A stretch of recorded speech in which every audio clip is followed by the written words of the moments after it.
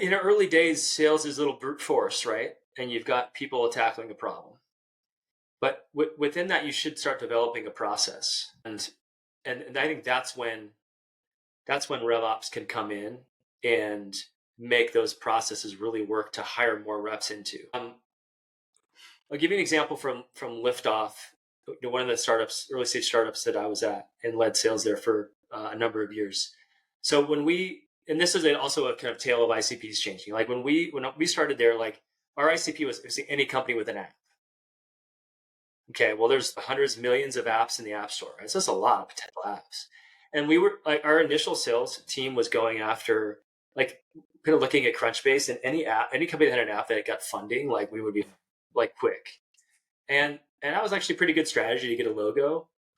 But what we found is that those companies were also like high churn risk because they're startups, right? They're trying to work out their business model too, right? So a lot of these companies, like, it wasn't our fault. They just like weren't a viable business, and so we had to then really figure out, like, okay, who in this, and again, this was kind of the early days of the app ecosystem where, like, there just wasn't a lot of data out there. Like, we had to kind of piece together, like, who are the companies we really want to go after, like companies that have a lot of budget, that aren't going out of business. They could really like give us like tons and tons of upside growth.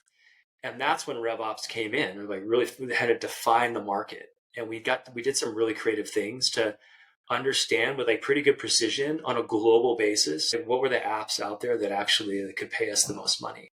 And then that became our ICP. Maybe we could have figured this out without RevOps, like just by like having salespeople just go and hunt and just effort it out.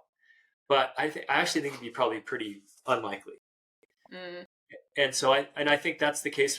There are a lot of companies out there that like just kind of continue to rely on, like, just having reps prospect harder, because it's worked for them so far, that got them to where they need to be.